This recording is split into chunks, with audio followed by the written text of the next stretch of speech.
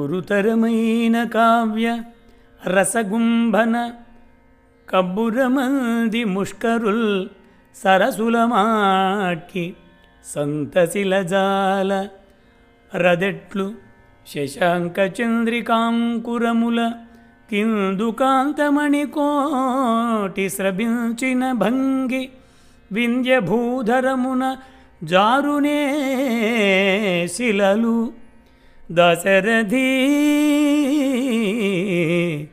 కరుణాపయోనిధి.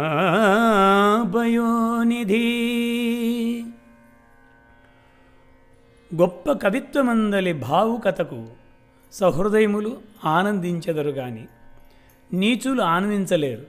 ఎట్లనగా చంద్రుని కిరణములు తాకి చంద్రకాంతమణులు ద్రవించును గాని వింధ్య పర్వతమందలి మామూలు రాళ్ళు కరగవు గదా. శ్రీరామ